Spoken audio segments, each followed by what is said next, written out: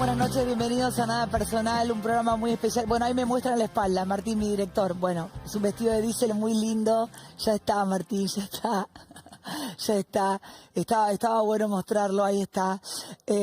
Gracias, tengo al mejor director de todos. Es una noche muy especial. A Diesel, gracias por el vestuario de todos los días. Es un día muy especial porque tenemos a un invitado de lujo, que lo quiero tener a su montón, es amigo. Es, creo, el tipo más empático de los médicos, de los doctores. Y además, antes de saludarlo, quiero decir públicamente que siempre que lo llamo para pedirle un favor, sobre todo para gente que no conozco, para mamás que tienen problemas con sus hijos, y para gente que uno va conociendo en la vida, en la radio, en la tele, que te buscan en la puerta de un estudio de televisión o de radio. Él siempre que lo llamo está. Facundo Manes, muy buenas noches, ¿cómo estás? Qué lujo tenerte hoy. Gracias por estar ahí. Hola Viviana, no, gracias a vos y gracias a toda la audiencia. Va a ser un placer conversar y reflexionar sobre lo que nos está pasando a todos. Sí, yo te decía recién antes de comenzar, y vamos a ver ahora un video para recordar a René Favaloro a 20 años de su muerte, también con una carta, con parte de la carta que él había dejado cuando murió, y que yo leí el año pasado con imágenes de él, porque para mí, yo sé que vos sos un tipo muy humilde y bla, bla, bla, pero para mí vos tenés mucho de Favaloro. Para mí vos sos como, yo sé que sos muy humilde, ¿eh? Como no, yo no le, por favor, no le llego ni, no, pero yo después te voy a explicar por qué. A Favaloro. Porque además, no, pero está bien, pero son tipos que dan un montón, son esas personas que uno admira, que dan todo por su profesión, por la gente, que son médicos de alma, de corazón. Y estamos en épocas, yo te contaba recién que estuve el otro día con los trabajadores del tren, que están limpiando el transporte ferroviario, el transporte público para que la gente viaje mejor y dejan el alma hasta las 6 de la mañana. La temperatura era de 2 grados y creo que no vi gente que se cuidara más que esa, con el barbijo, el alcohol en gel, cuidando a las familias. Vamos a hablar de la empatía, vamos a hablar de todos los temas importantes y también de la actualidad. Con los chicos en la mesa de la reforma judicial que presentó el presidente en el día de hoy. ¿Cuáles son los temas realmente importantes? ¿A dónde va la plata? ¿Cuánto vamos a gastar? ¿Cómo vamos a quedar después de la pandemia? ¿Cuánta empatía tenemos los argentinos con los otros argentinos? Pero antes de comenzar esta charla amena y hermosa que vamos a tener con Facundo, ya pueden poner mis redes también en pantalla cuando quieran para que la gente pregunte a Facundo Manes, ahí está lo que quieran. En estos tiempos es necesario un tipo como vos, pero arrancamos recordando a un grosso, a un grande, que si uno piensa que ya pasaron 20 años, si uno siente que 20 años parece que no son nada, pero las cosas siguen estando exactamente igual o peor que cuando moría René Favaloro. Con esto arrancamos y ya conversamos con Facundo Manes. El único privilegiado es el paciente acá. Este que está debajo de la sábana, ese es el único que tiene privilegio. Acá no hay ningún privilegiado, ni desde la mucama hasta el jefe, todos los demás somos de palo. Este sí, el que vino a poner este cuerpo acá para que lo operemos y tratemos de darle vida, ese tiene todo privilegio. Jamás dimos un solo peso de retorno. Así obras sociales de envergadura no mandaron ni mandan a sus pacientes al instituto. Dios, lo que tendría que narrar de las innumerables entrevistas con los sindicalistas de turno. Manga de corruptos que viven a costa de los obreros y coimean fundamentalmente con el dinero de las obras sociales que corresponde a la atención médica. La situación actual de la Fundación es desesperante. Millones de pesos a cobrar de tarea realizada, incluyendo pacientes de alto riesgo que no podemos rechazar. Es fácil decir, no hay camas disponibles, pero nuestro juramento médico lo impide. En este momento y a esta edad, terminar con los principios éticos que recibí de mis padres, de mis maestros y profesores, me resulta extremadamente difícil. No puedo cambiar. Prefiero desaparecer. Este es rico, entonces sí, tengo más tendencia a operarlo. Este es pobre, un croto, como dice el de la calle, y este no, que siga con pastillita. Entonces yo perdí toda mi responsabilidad y mi línea ética. El tener y el poder son cosas que no tienen ningún valor si no se las utiliza correctamente. Lo que existe es el esfuerzo, el sudor, el trabajo diario, la dedicación, dentro de una línea ética. El cirujano vive con la muerte. Es su compañera inseparable. Con ella me voy de la mano. Un abrazo a todos. René Favaloro. Bueno, Facundo, escuchaste este pequeño homenaje que le hicimos a René Favaloro. El cirujano vive ahí con la muerte, él murió de una manera que él eligió, que él decidió. Estábamos hablando antes de comenzar y ya te dijo que digas lo que quieras de Favaloro, de la empatía. ¿Qué nos está pasando a los argentinos con la empatía? Si algo tenía Favaloro, era empatía con la gente, con el paciente, y ahora nos están vendiendo algo que es el miedo, ¿no? Porque cuando nacemos sabemos que nos vamos a morir, pero sin embargo ahora hay como una especie de negocio detrás de este miedo. ¿Cómo lo estás viendo vos, Facundo? Bueno, primero agradecerte porque emociona recordar a uno de los argentinos más fundamentales que tuvo el siglo XX. Yo aprendí a conocer a Favaloro por otro médico rural, que era mi padre, en un pueblito de campo en el norte de la provincia de Buenos Aires, Arroyo Dulce, un pueblito en esa época de 1.500 habitantes o menos. Y mi padre nos hablaba, a mi hermano y a mí, que había un superhéroe argentino que a los 40 años, y es bueno repetirlo porque muchos jóvenes quizás no conocen en profundidad la historia de Favaloro. Favaloro es un producto de la educación pública argentina, nació en un barrio humilde de La Plata, y su única arma para perseguir sus sueños, para tener la autoestima, para tener una voz en la ciencia internacional, en su sociedad, fue la educación pública.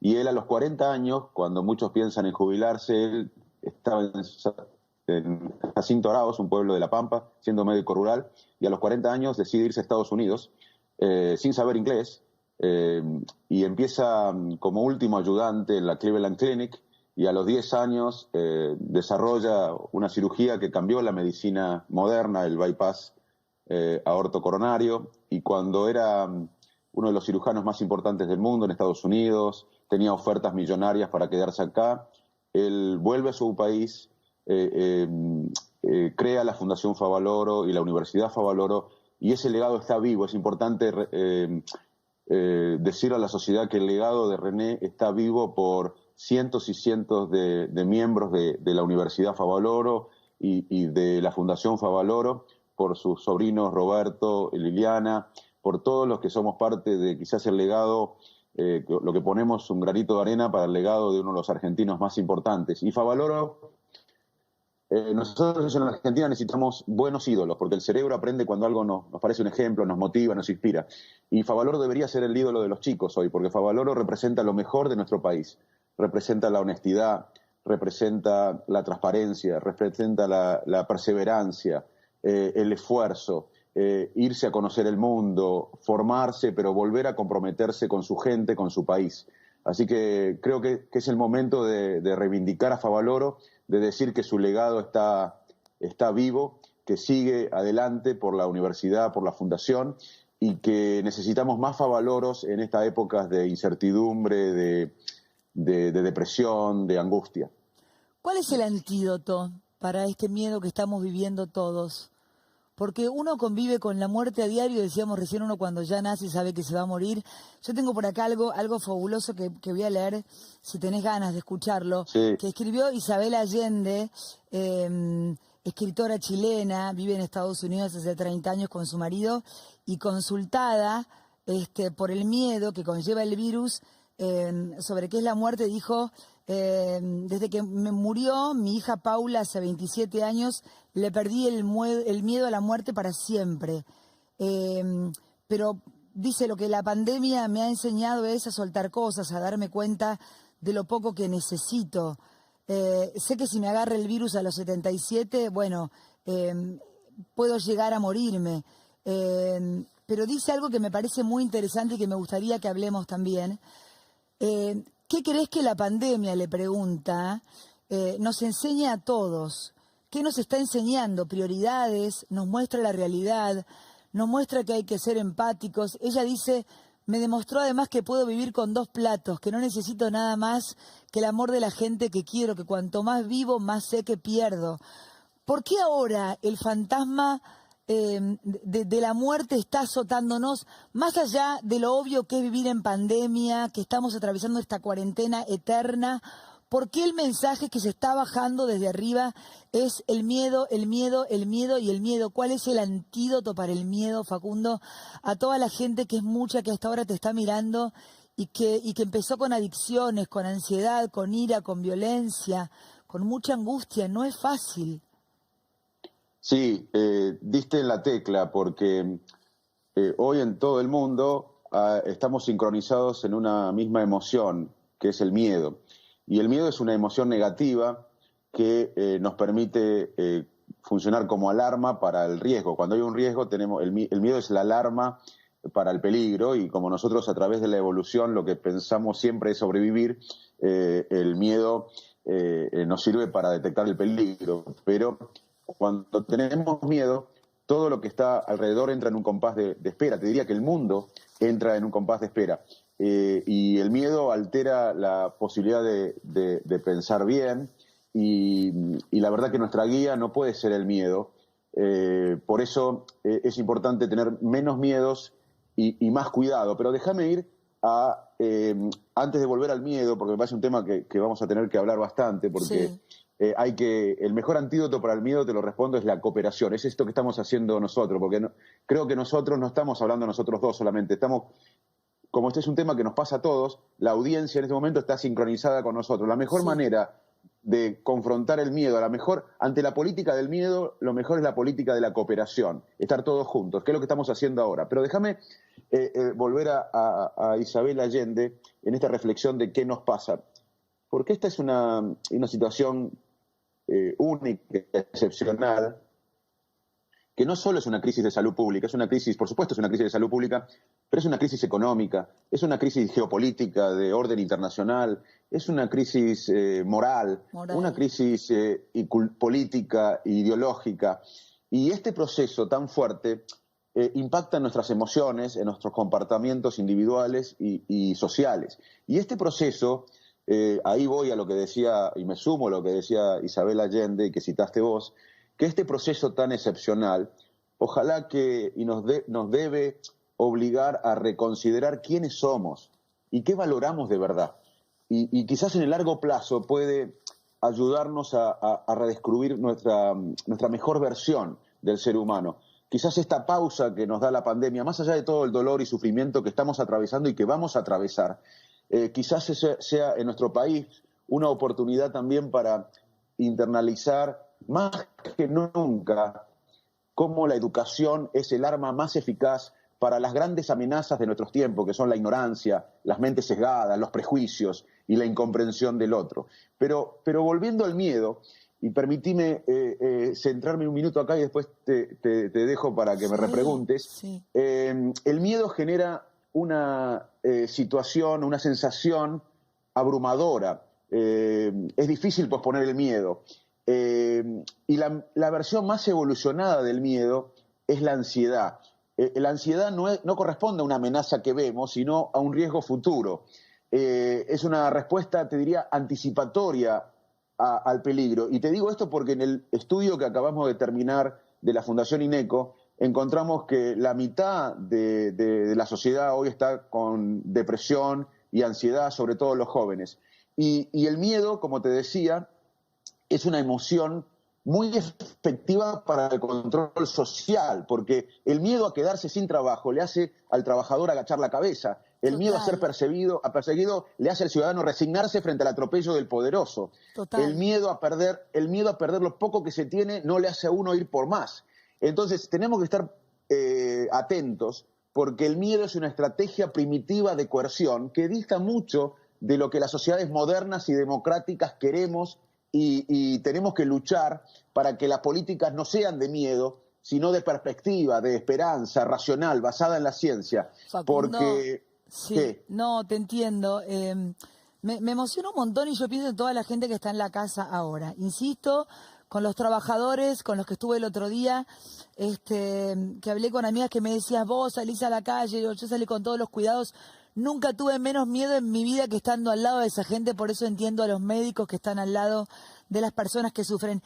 Voy a cerrar una parte de Isabel Allende para meterme con los líderes que tenemos, no solo en Argentina, sino en el mundo. Esto que vos decías, el miedo a perder el trabajo y bajar la cabeza, agacharla frente a tu empleador, el miedo si sos comunicador a hablar y que eso tenga una represalia. Son demasiados miedos que uno va teniendo y va acumulando y los va tratando de canalizar. Yo, por ejemplo, hoy a la mañana me levanté y en un momento, y se lo decía recién a los chicos, todos los días uno siente que son exactamente iguales y uno tiene que estar sentado y plantarse y hablar porque justamente en los momentos donde mayor miedo te quieren crear es donde uno tiene que tener la mayor fortaleza para poder enfrentar.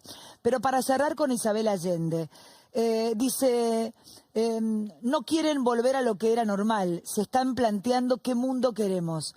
Esa es la pregunta más importante de este momento, ese sueño de un mundo diferente, para allá tenemos que ir. Y reflexiono, me di cuenta en algún momento de que uno viene al mundo a perderlo todo. Mientras más uno vive, más uno pierde. Vas perdiendo primero tus padres, a gente a veces muy querida a tu alrededor, a tus mascotas, tus lugares, tus propias facultades también. No se puede vivir con temor porque te hace imaginar lo que todavía no ha pasado y sufres el doble. Hay que relajarse un poco, tratar de gozar lo que tenemos y vivir en el presente. Esto me lo mandó Ignacio, le mando un beso enorme a mi amigo de Isabel Allende y me parece que tiene que ir por ahí. ¿Por qué los líderes se pelean tanto? ¿Por qué hoy? Nosotros tenemos amigos en común y yo sé que a vos o te gustaría o soñás, y a mí me encantaría que eso fuera cierto, con ser presidente algún día de este país. ¿Por qué los líderes no se pueden tomar un café en un momento como este, Facundo Manes, y decir, vamos a pensar en la Argentina? Yo nací en 1971. ¿Vos en qué año naciste, Facundo? Tengo 51 años, en el 69. Bueno, desde 1971 hablo de mí. Yo recuerdo a mi Argentina amada como tierra arrasada.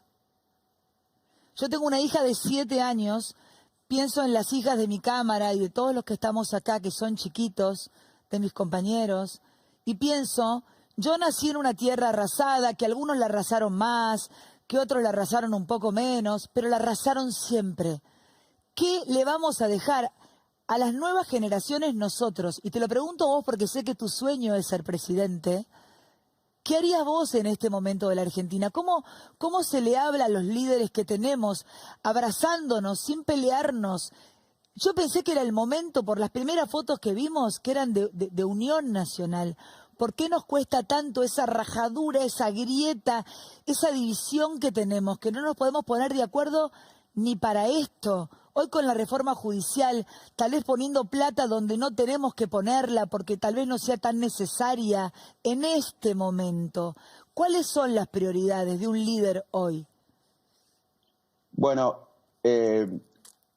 primero yo quiero decirte que desde que yo nací, te voy a dar datos, y ya que me preguntaste la edad, te voy a dar datos de Argentina. En el año...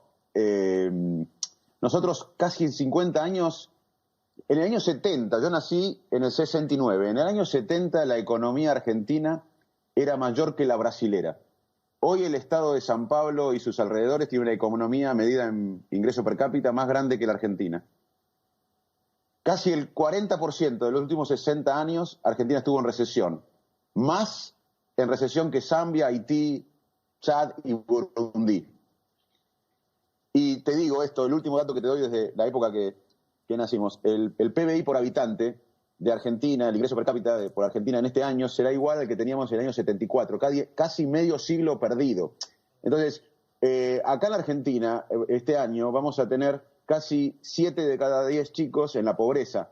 La pregunta no es, yo te agradezco la generosidad, pero la pregunta no es si se involucra Manes. Acá todos nos tenemos que involucrar. Todos. Y somos mejores, la verdad que somos mejores que esto que estamos viendo. Somos la Argentina de los Favaloro, somos la Argentina de los 3 premios Nobel en ciencia, de Hussein, de Leloir, de Milstein. Somos la Argentina en que expresidentes le daban más valor a la educación que a la presidencia de la nación. Sarmiento, siendo expresidente, aceptó ser superintendente de escuelas, y otro expresidente, siendo expresidente Avellaneda, aceptó aceptó ser rector de la Universidad de Buenos Aires. Ambos fueron convocados por el presidente de esa época, Roca, y todos se odiaban mutuamente, pero para ellos era más importante la educación que un cargo público, un chofer o una oficina con asistente. Entonces tenemos que recuperar el patriotismo que hemos perdido y pensar en grande. No podemos resolver esta crisis de gran magnitud con las mismas prácticas de siempre. Y volviendo a la investigación que hicimos en INECO, de que la gente está exhausta como dijiste vos, encontramos que casi la mitad de los estudiados tenían ansiedad y depresión. En la primera etapa de la cuarentena había más ansiedad y ahora hay más depresión, apatía y fatiga mental. Y se puede hacer mucho, si querés después conversamos de qué podemos hacer nosotros para estar bien, pero vos dijiste un tema importante del liderazgo y no quiero evitar esa respuesta. Y está estudiado en el mundo, Viviana, que la angustia se profundiza en la sociedad si los mensajes de las autoridades y de los comunicadores son contradictorios. Y si la gente sospecha, con el esfuerzo que vos contaste de esta gente humilde que se cuidaba, que por ahí no llega a fin de mes, si esa gente empieza a sospechar que los líderes, en vez de pensar en el bien común, buscan réditos políticos, son oportunistas y se acusan unos a otros, eso genera un impacto mental tremendo. Las autoridades en todo el mundo y en nuestro país también deben tener la empatía para comportarse y comunicar en forma transparente, en forma responsable y con mucha humildad, conscientes de que muchos ciudadanos los miran viviendo en la pobreza, habiendo entrado en la pobreza, no pudiendo comer, habiendo perdido el empleo, con una incertidumbre tremenda, aterrados por la salud de la familia. Entonces, es muy importante lo que hagamos nosotros para estar bien por la salud mental, pero también lo que hace la dirigencia puede afectar negativamente nuestro bienestar mental. Uno de los aspectos que más contribuyen a reducir la incertidumbre es que la comunicación sea de la dirigencia, de los presidentes, gobernadores, intendentes, que la comunicación sea clara y transparente, que nos permita saber qué está sucediendo y por qué se decide lo que se decide y cuál es la estrategia para reducir la incertidumbre. Tenemos que saber cuál es la próxima estrategia y qué pasa si no funciona esto, qué alternativas tenemos. Facundo, es muy importante también, déjame terminar con esto, que es muy importante que los servidores públicos reconozcan a aquellos que no saben, porque la transparencia de los datos y la información es la base de la confianza que se está perdiendo en los líderes en todo el mundo, no solo acá. Ahora me vas a contar si soñás con ser presidente, pero antes quiero pedirles el tape de la reforma judicial que se presentó hoy. Quiero que también la mesa participe, porque a mí, por ejemplo, como una señora común y corriente que estaba en su casa preparándose unos mates amargos y lo veía el presidente y veía a toda la gente ahí sentada con barbijos, yo le quiero preguntar antes de ir al tape, Javi Lanari, ¿cuánto costaría aproximadamente si esto se lleva adelante? ¿Cuánto dinero llevaría esto para pensar en prioridades y en cuáles son realmente las cosas en las que están pensando nuestros líderes? Antes de ir al tape, Javi, ¿cuánto costaría esta reforma judicial que propuso hoy el presidente Alberto Fernández? Va a costar, Vivi, varios miles de millones de pesos. La realidad es que nadie reparó en este punto, pero ahora enseguida, si te parece, lo desglosamos, pero te adelanto que son, y te repito, varios miles de millones de pesos. Esto decía, mientras yo voy leyendo en las redes sociales las preguntas de la gente para Facundo Manes, que tienen mucho que ver, por supuesto, con el miedo, etcétera. Pero vamos a ver lo que anunciaba el presidente de la Nación hoy y vamos a poner prioridades y vamos a saber qué es lo que le pasa a los argentinos. Yo después de ver a los laburantes el otro día y de ver también, Facundo, te debe pasar a vos en INECO y en los lugares en los que laburás. Yo veo a la gente del canal, lo digo siempre. Venimos todos con mucho temor, te ponen esa cosita en la cabeza que te toma la fiebre. Yo ahora le digo, póngamelo en la mano, que me da impresión que como que siento que me están apuntando. Todo eso te juro que te va generando mucho fastidio y mucha angustia. Pero en el medio te proponen esta reforma y vos decís, está bien, está mal, es necesario, es ahora. ¿Por qué? Vamos a verlo, por favor. Sin justicia independiente del poder político no hay república ni democracia. Solo existe una corporación de jueces dispuestos a satisfacer el deseo del poderoso y castigar sin razón a quienes lo enfrentan. De una vez por todas, Digamos nunca más a una justicia utilizada para saldar discusiones políticas. Y digamos nunca más a una política que judicializa los disensos para eliminar al adversario de turno. Se abrieron camino pretendidas doctrinas que fueron utilizadas para convertir el encarcelamiento preventivo en un sistema de penas anticipadas. De esa manera, el principio de inocencia y de defensa en juicio fueron repetidamente vulnerados. Solo busco hacer la república que todos declaman, pero que algunos humillaron. Bueno, ya volvemos un poco al miedo. ¿Qué pensás vos de la reforma? ¿Es el momento? ¿Es necesario? ¿Es necesaria la reforma? Uno siente que la justicia nunca es independiente y uno piensa en la corrupción, piensa en la educación, piensa en esta Argentina arrasada, a veces en una Argentina en descomposición. No sé hasta dónde querés llegar, Facundo, pero yo te escucho con todo mi corazón abierto, te juro.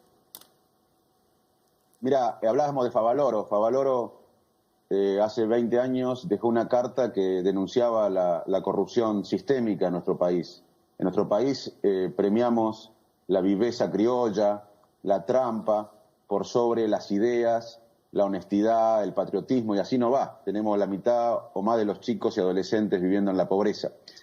Fortalecer las instituciones, y en particular la justicia, tiene que ser una de las bases de la reconstrucción nacional. Tenemos que confiar más, tenemos que recomponer las instituciones, pero eso se hace en forma colectiva, se hace entre todos. La Argentina necesita desde hace mucho tiempo, pero ahora urgentemente, porque ha llegado la hora de la verdad para la Argentina, un acuerdo que la estabilice y que nos convoque a todos, no a un sector. Y necesitamos hoy mismo un acuerdo basado en una visión de país, en un plan estratégico de país. Pero ¿quién que no lo sea tiene, la propuesta de Facundo? un grupo. Lo tenés vos, lo tenemos varios, pero ¿quiénes más lo tienen? Parece utópico. Los patriotas, los antipatriotas. ¿Por dónde arrancamos? Porque todos queremos esa Argentina. Sí, pero los que tienen el poder tienen que ceder, porque si no, no se puede hacer un plan estratégico de país desde un grupo, desde una facción política, desde una coalición electoral. Nos tiene que convocar a todos. Y tenemos que trabajar para ponerle fin a la grieta que nos embrutece y nos hace más pobres. Y necesitamos líderes que nos unan, desconfiar de los líderes que nos dividen. Tenemos que aprender de los líderes. Entonces desconfiamos de casi todos los líderes, porque yo no conozco muchos líderes en Argentina que nos quieran unir, por el contrario. Porque están interesados en ganar las elecciones. Nosotros somos tribales, Viviana. Evolutivamente, en toda la evolución, en miles de años del ser humano, una de las cosas que nos permitió sobrevivir y hacer cosas que otras especies no hacían es que logramos vivir en grupos, en nuestras tribus, comunidad, familia. Porque nosotros no somos más eficaces que otras especies por la fuerza o por nuestro físico. Lo somos por la capacidad de crear cosas en forma colectiva, en grupo, en forma tribal. Y los líderes que apuestan al tribalismo, a las facciones, saben que muchas veces nosotros funcionamos todos con lo que llamamos razonamiento motivado, que básicamente vamos por la vida con nuestras creencias, nuestros preconceptos, y tomamos todo lo que coincide e ignoramos todo lo que no coincide. Entonces, los líderes, para que ganan elecciones, o que quieren ganar elecciones, apuestan a esto, a la división. Pero eso es a costa del desarrollo argentino. Recién te di los datos de que nosotros no avanzamos económicamente casi en medio siglo, de los niveles insoportables de pobreza. Pero Javi contaba recién lo que nos costaría la reforma judicial, y el tipo que labura, que limpia hasta las 6 de la mañana los trenes, me dice que tenía el alcohol en gel vencido. Entonces yo me vuelvo loca, siento que estamos en el país del revés, que las prioridades están dadas vueltas absolutamente, Facundo.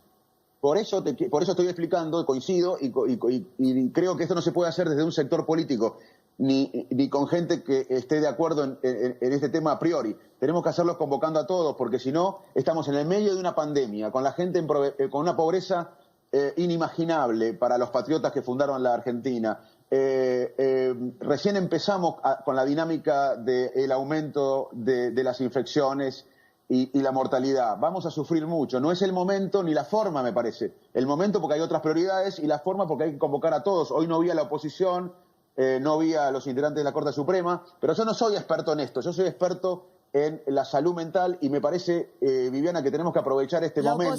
La oposición, Guido, la oposición no quiso ir, ¿verdad, Guido? Sí, estuvieron invitados y no quisieron participar, Viviana, entre otras cosas por el plan, digamos, del Consejo Consultivo que va a evaluar posibles cambios a la Corte Suprema, al Consejo de la Magistratura y al Consejo Público Fiscal. Que también dentro de ese consejo está, el Ministerio Público Fiscal, dentro de ese consejo está Carlos Beraldi, que es el abogado de Cristina Kirchner en las causas penales que se tramitan ahora mismo y que hoy fue parte del acto, estuvo en una de las sillas del escenario, bastante recostado sobre el fondo, ¿no? No lo poncharon las imágenes, pero allí estuvo Beraldi. Yo lo vi a Beraldi, que es asesor estuvo, del por supuesto, presidente sí, como dice Analía, estuvieron... Analía, ¿cómo decís? Que no estuvo la oposición de Juntos por el Cambio, pero sí hubo otros opositores, senadores y diputados de partidos provinciales de fuerzas más chicas, porque muchos representan a las provincias y en las provincias hay un reclamo fuerte por cambio en el Poder Judicial. En las provincias, por ejemplo, Juntos Somos Río Negro, de la provincia de Río Negro, que estuvo representado por el senador Beretilnec y también por Luis Di Giacomo, o los socialistas de la provincia de Santa Fe, o el cordobesismo de Juan Schiaretti, que no es kirchnerista para nada, o los misioneros del Frente Renovador. No y sé, también a mí me parece súper interesante lo que cuenta Analía, lo que me gustaría sería una utopía. Yo me siento muchas veces tomada como una boluda más en la Argentina, siento que me toman el pelo, que si hablas en serio y con el corazón se te burlan, que estamos en un momento de mucho bullying, de mucha violencia. No sé si tiene que ver con la pandemia, pero opinar diferente, sentir distinto, también es un castigo muchas veces, Facundo. Es muy difícil, esto que vos decías hoy, ¿no? El laburante que agacha la cabeza, el otro que tiene que comunicar y que le dicen que se calle. Si no pensás parecido, estás en un problema y sos una oveja negra. La verdad es que es un momento para manejar el miedo de una manera... Hay que ser muy sabio, es la palabra, empático es la palabra. ¿Cuál es la palabra, bueno, Facundo? Para mí necesitamos más estadistas, gente que no piense ganar en la próxima elección, sino en las próximas generaciones. Acá no tenemos un plan estratégico del país, una visión estratégica de Argentina, y la verdad que Argentina necesita, entre todos, pensar cómo vamos a darle trabajo a los argentinos, cómo vamos a producir más. Facundo, ¿sabés lo que necesitamos? Tengo un video que pedí hacerte especialmente, quiero que me hables de ese video que te voy a poner ahora vos, que lo mires con atención. Yo creo que los argentinos necesitamos más Facundos. No, más Manes. Es entre todos. Sí, es entre todos, pero es entre tipos que se la jueguen, que sean honestos, que no sean corruptos, que quieran lo mejor para nosotros y para nuestros hijos. Yo ya hoy no estoy acá diciendo lo que digo por mí. Yo lo estoy diciendo por mi hija Martina de 7 años. Y lo estoy diciendo por mis sobrinas que tienen la misma edad y los más grandes. Yo ya tengo 49 años.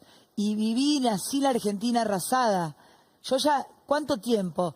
20, 30 años más, voy a ver una Argentina mejor, voy a ver una Argentina sin corrupción, voy a ver que me anuncian un proyecto de reforma judicial. ¿Por qué tengo que estar dudando de que no me están cagando? ¿Por qué no puedo decir qué bueno, qué interesante, que les importa que la justicia sea independiente? ¿Por qué no puedo sentir eso? ¿Porque soy obtusa? No. ¿Porque ya no les creo más? ¿Porque me han hecho que no les crea más? Porque me quedo pensando en el tipo que va a limpiarte el tren y te cuenta que el alcohol en gel está vencido. Y porque pienso que se gasta una fortuna en una reforma judicial y no le aumentan el sueldo a los médicos, ni a los enfermeros, ni a los tipos que limpian esos lugares donde la gente, según ellos, se va a morir y no hay más camas. Y gastan plata ahí y después me dicen que se van a acabar las camas porque no hay más plata o no dan abasto. Entonces me confundo. Quiero que veas este tape que te recuerde tu historia y recordando tu historia, Facundo, me digas qué país pensamos juntos con todos los televidentes que nos están mirando. Míralo.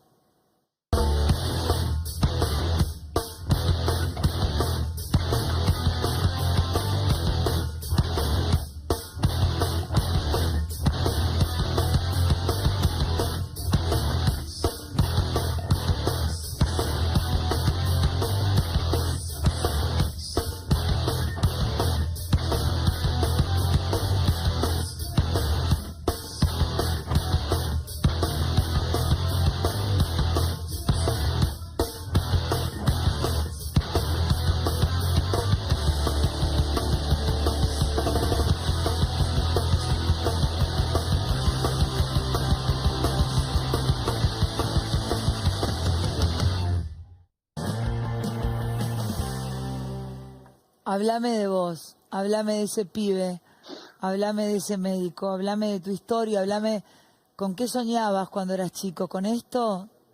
Mirá, gracias. Primero, gracias, es emocionante. Y yo Me soy emociona a mí, me emociona a mí, me imagino a vos.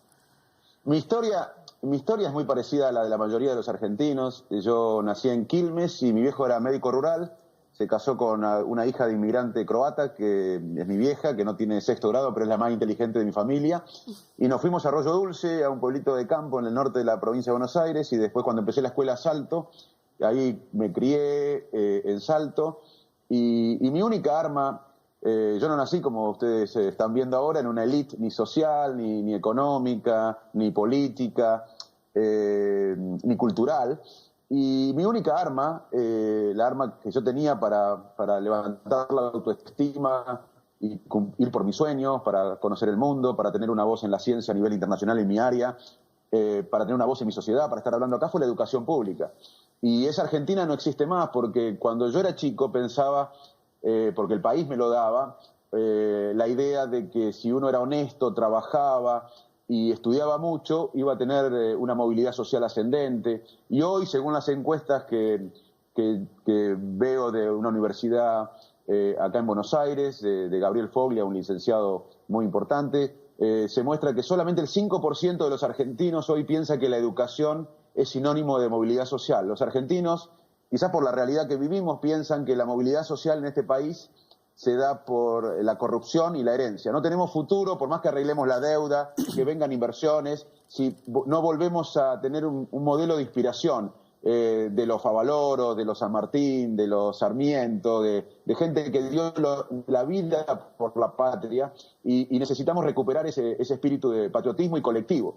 Y una palabra que vos dijiste al principio, que para mí es clave en lo que se viene, es la empatía. La empatía es una habilidad cognitiva o del cerebro que nos permite imaginar qué piensa el otro, ponernos en el lugar del otro, pero también sentir el dolor o sentir la alegría del otro. Y esa empatía es la que nos hace pensar en un todo, no a nivel individual, que es lo que venimos haciendo en la Argentina. No nos pensamos como un gran proyecto de país. Cada uno trata de salvarse o cada uno o el sector al que pertenece, pero no tenemos una visión estratégica de país que nos involucre a todos. Y es hora que empecemos a construir la Argentina que merecemos. Somos más que esto, lo voy a repetir siempre, somos mucho más de lo que estamos viendo.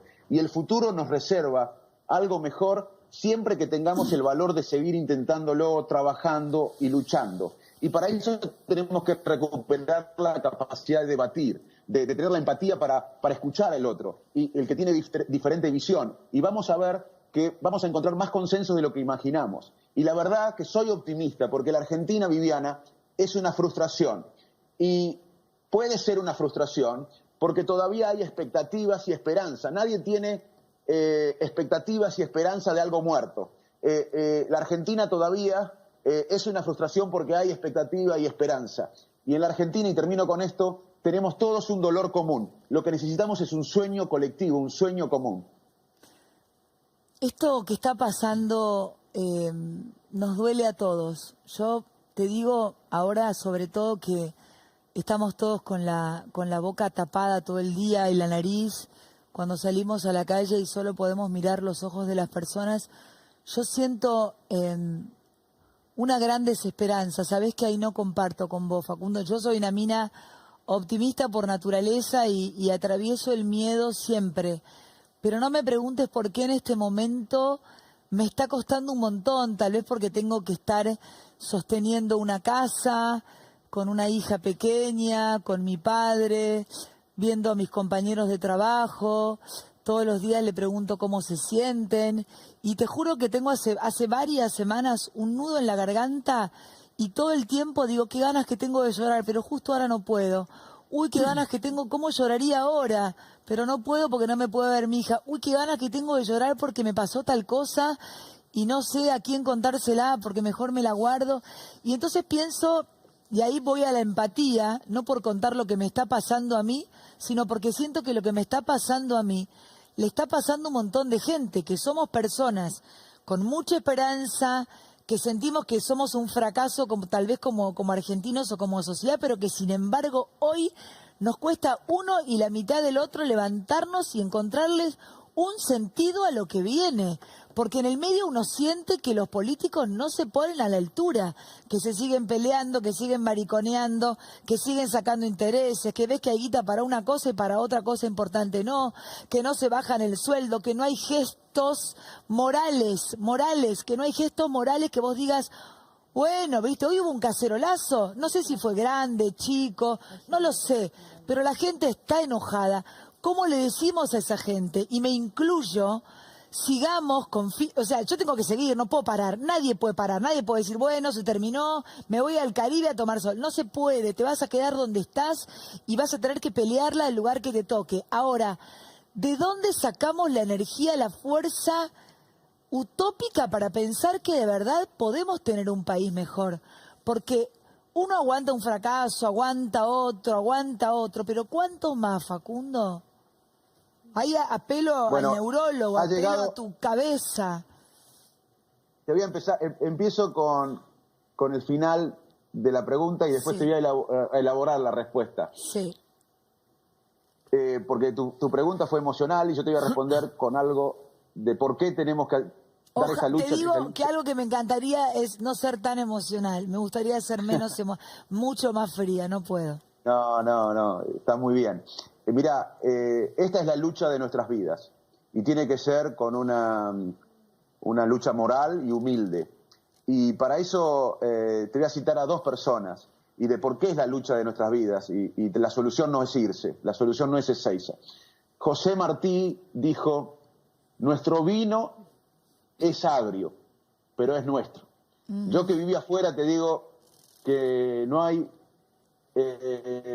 nada mejor que levantarse a la mañana y no preguntarse a dónde está uno. Esta es nuestra patria, la llevamos adentro. Y te voy a decir algo que dijo Mariano Moreno, que muchos lo conocen, pero está bueno recordarlo, refrescarnos de qué significa la patria. Y Mariano Moreno definía la patria diciendo, allí donde partir es imposible, donde permanecer es necesario, donde nunca se está del todo solo, donde cualquier umbral es la morada, allí donde se quiere arar y dar un hijo, allí donde se quiere morir. Eso es la patria, allí está la patria. Y bueno, esta es la lucha de nuestra vida por esto, porque esto es nuestro. Es agrio, como decía Martí, pero es nuestro. Y vos estás, ahora voy a elaborar la respuesta, vos estás, y te agradezco tu honestidad, porque es lo que le pasa a la mayoría de los argentinos. Te repito, hicimos un estudio al principio de la cuarentena desde la Fundación INECO, y ahora lo repetimos a los 80 días casi. La ansiedad afecta a la mitad de la población. La depresión afecta a 6 de cada 10 argentinos.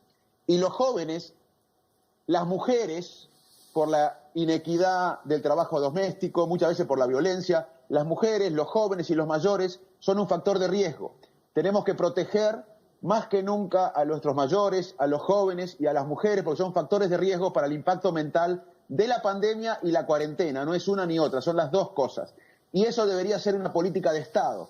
Podemos hacer muchas cosas nosotros, pero también el Estado debe poner esto como prioridad. Por eso yo acepté, encantado también hablar de esto, porque no se está hablando de esto y se ve a la salud mental como separada de la salud. La salud es una sola, es integral. Total, y encima los infectólogos te mandan a la puta que lo parió porque dice, el que no piensa como yo es un pelotudo.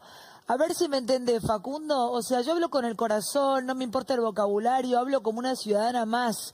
O sea, me duele lo que está pasando, me duele lo que le pasa a mi hermano argentino, me duele lo que le pasa a la Argentina. Ya sé que es en el mundo, pero siento que no hay equidad, que no hay empatía, que no hay prioridades. No es lo que pasa en el mundo, mirá, no es lo que pasa en el mundo, porque en algunos países... No, digo la pandemia, cómo se maneja no es así en todo el mundo, no, obviamente porque que no. Te cuento, hace unos días en el Instituto de Neurociencia de la Fundación Favaloro, hicimos un ateneo con un psiquiatra de Italia, de Roma, y nosotros pensábamos que también todo, con los datos que te conté recién de los estudios nuestros, que la mitad de la población tiene ansiedad, más de la mitad está con síntomas depresivos, leves, moderados, severos, y afecta a los jóvenes, a las mujeres, a los mayores.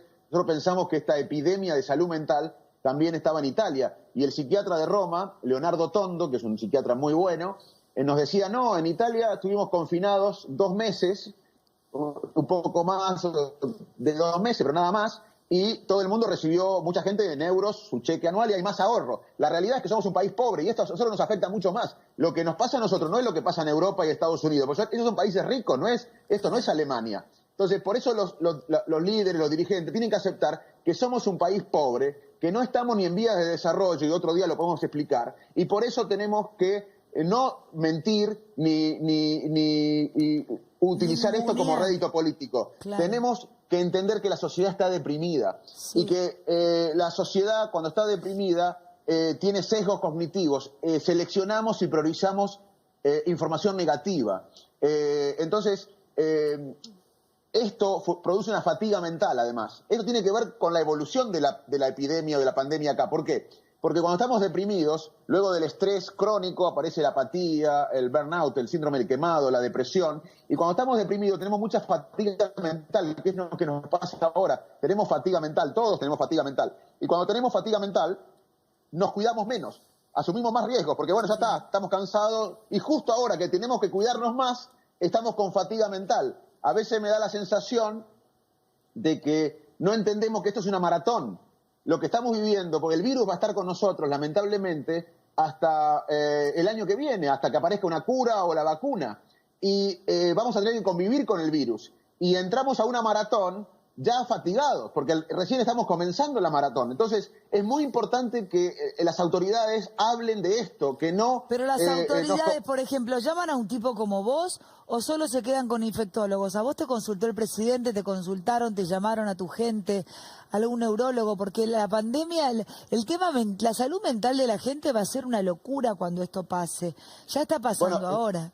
Estamos viendo una nueva epidemia, que es la nueva... Mirá, va a haber 4 olas, lamentablemente, de salud. El primero es la mortalidad y la morbimortalidad que estamos viendo, que vimos en China, que vimos en el norte de Italia, en España, en Estados Unidos, en Brasil, que lamentablemente estamos viendo acá. Acá vamos a pasar mucho dolor y sufrimiento, pero le vamos a ganar al virus.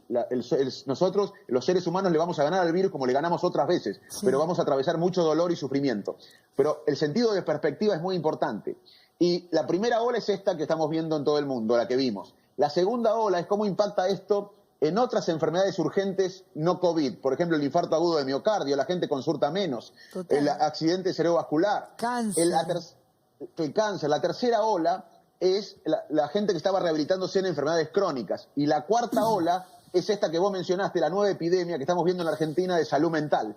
Es una nueva epidemia y que sería importante. Yo hablo con todos, diferentes gobiernos nos han consultado, pero deberían usarse los recursos del Estado para hacer lo que llamamos psicoeducación, para educar masivamente a la población de esto, porque si no, no vamos a tener, por más que arreglemos la deuda, que todavía no está resuelto, por más que vengan inversiones, si no tenemos el cerebro de los argentinos bien, no vamos a poder recuperarnos. La riqueza de un país está en los recursos cognitivos, emocionales y sociales. Si nos quemamos, en marzo del año que viene no vamos a poder recuperarnos porque vamos a estar agotados.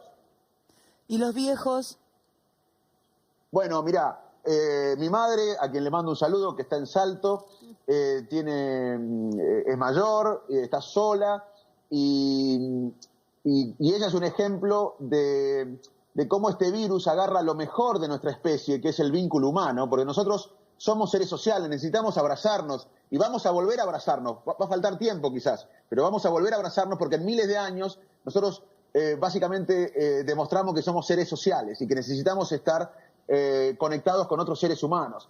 Y este virus agarra lo mejor de nuestra especie, que es este vínculo humano, y lo usa en nuestra contra. Por eso es importante explicarle a la gente que tenemos que cumplir el distanciamiento físico, pero no tenemos que estar desconectados socialmente, tenemos que estar conectados socialmente, tenemos que estar con distanciamiento físico pero no social, porque nosotros somos seres sociales y lo que nos da más felicidad son los vínculos humanos, así que a través de la tecnología tenemos que conectarnos, y eso también se podría aprovechar desde las oficinas públicas o desde los dirigentes para comunicar que necesitamos estar conectados, distanciados físicamente pero conectados socialmente a través de la tecnología. Hay muchas cosas que podemos hacer para estar mejor, porque si no ponemos...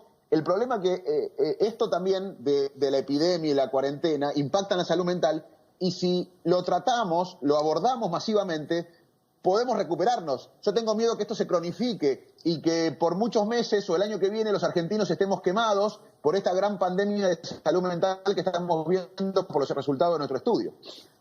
Facundo, ¿qué le dirías al presidente de la Nación si pudieras aportarle algo desde tu empatía y tu sabiduría científica? Bueno, yo no me siento autorizado a decirle nada al presidente. Yo le diría a todos los argentinos que por favor recuperemos el pensamiento crítico, porque yo lo que estoy viendo, a lo que más tengo miedo es a los que nos paralice el miedo. El miedo no tiene que ser nuestra guía para el futuro y tampoco la lucha de facciones. Nosotros sabemos, por muchos experimentos, que cuando un grupo se identifica en un bando, en una tribu, por una postura frente a un tema, la cuarentena sí, la cuarentena no, el cambio climático sí, el cambio climático no, incurre en lo que llamamos el razonamiento motivado. Y luego no escuchamos argumentos, la evidencia no cambia lo que pensamos, porque tenemos estos sesgos, este razonamiento motivado. Y muchos experimentos incluso demuestran cómo las personas tendemos a cambiar los hechos para adaptar las creencias preconcebidas con el objetivo de disminuir la disonancia cognitiva, o sea, para que la evidencia no nos moleste y que no disienta con lo que pensamos.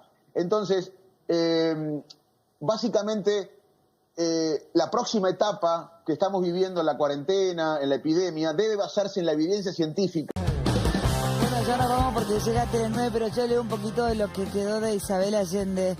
Lo que la pandemia me ha enseñado es a soltar cosas, a darme cuenta de lo poco que necesito. No necesito comprar, no necesito más ropa, no necesito ir a ninguna parte, ni siquiera viajar. Me parece que tengo demasiado. Y yo me deseo lo que les deseo a todos. Solo necesitamos amor. Chau, hasta mañana y gracias por acompañarnos. Por más Facundo Manes en este país. Chau, ya llega Tele9. Gracias, hasta mañana.